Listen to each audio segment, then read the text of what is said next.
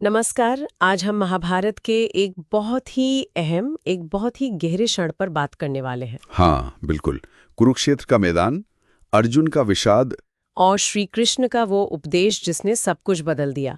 आज हम खास तौर पर श्लोक 32 से 34 देखेंगे। स्रोत है संहार का काल, कुरुक्षेत्र में कृष्ण का आदेश। तो अर्जुन की जो मुश्किल थी, अपने ही लोगों के खिलाफ कैसे लड़े। हाँ, वो तो बहुत स्वाभाविक द्वंद्व था। बिल्कुल।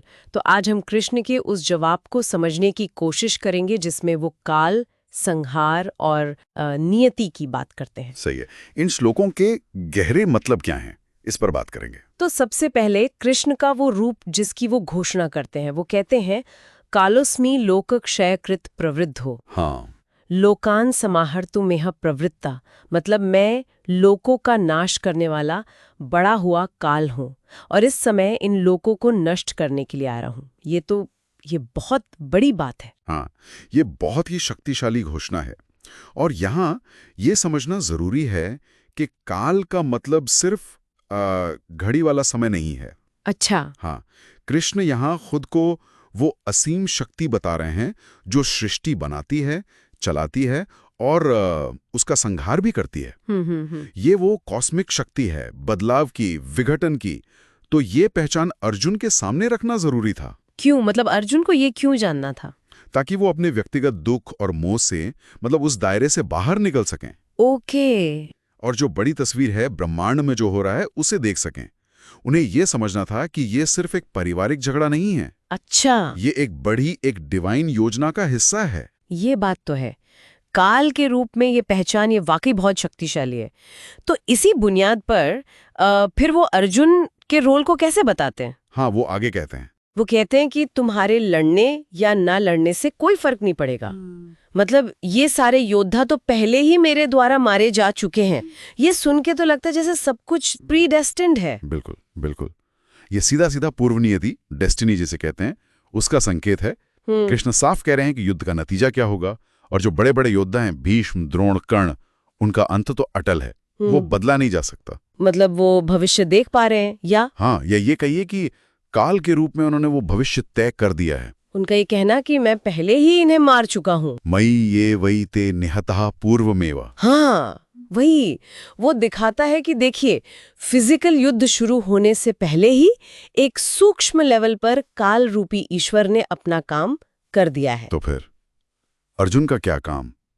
मतलब अगर सब तय ही है तो फिर कृष्ण अर्जुन से क्यों कह रहे हैं कि उठो, यश प्राप्त करो और शत्रुओं को जीतकर राज्य भोगो? सही सवाल है। और सबसे जरूरी, निमित्त मात्रम भव सव्यसाचिन। हे सव्यसाची, तुम सिर्फ निमित्त बन जाओ।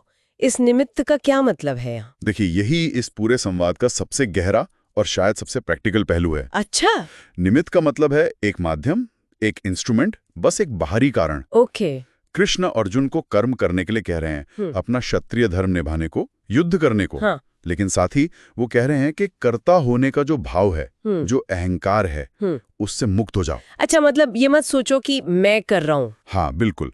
वो समझा रहे हैं कि देखो, तुम्हें बस अपना कर्तव्य करना है, उस बड़ी योजना का हिस्सा बनना है जिसके नतीजे तो पहले से ही मेरे द्वारा तय हैं। तो कर्म करना है, पर फल की चिंता या मैंने किया वाला भाव छोड़कर। ये एक तरह से आप देखें तो निष्काम कर्म ही है, बिना नतीजे से जुड़े अपना काम करना। एग्जैक्टली। पर ये थोड़ा विरोधाभासी नहीं लगता कि कर्म करो पर नतीजा तो तय है और तुम बस एक माध्यम हो? हाँ, लग सकता है। हमारे मानवीय तर्क से ये थोड़ा विरोधाभासी लग सकता है, पर शायद यहाँ संदेश ये है कि कर्म का महत्व उसके फल में नहीं है। तो फिर किस में है? धर्म के पालन में।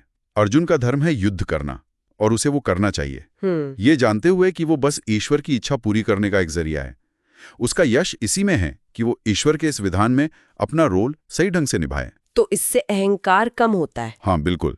ये व्यक्ति को अहंकार से मुक्त करता है और उसे अपने कर्तव्य पर फोकस करने में मदद करता है। तो अगर हम संक्षेप में कहें, इन श्लोकों से जो मुख्य बातें निकल रही हैं, एक, कृष्ण स्वयं को काल बताते हैं, सृष्टि का संहार करने वाली शक्ति। हाँ।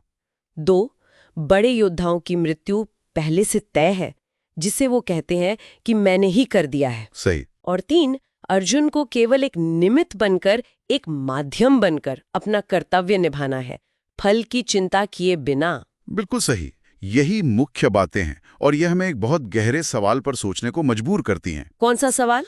कि अगर परिणाम वाकई पहले से तय है, जैसे कृष्ण कहते हैं मैं पहले ही उन्हें मार चुका हूं, हाँ, तो फिर उस तयशुदा ढांचे के अंदर इंसान के कर्म का, जैसे अर्जुन का निमित्त बनने का, उसका असली मकसद क्या है, उसका अर्थ क्या है? मतलब क्या हमारे कर्म सिर्फ नियति को पूरा करने का तरीका है या उनका अपना कोई स्वतंत्र महत्व भी है? हाँ, ये जो नियति और व्यक्तिगत इच्छा शक्ति मतलब फ्री विल, इसके बीच का संतुलन कैसे काम करता है, ये एक ऐसा विचार है जिस पर हम सब सोच सकते हैं, मनन कर सकते हैं। ये वाकई सोचने वाली बात है।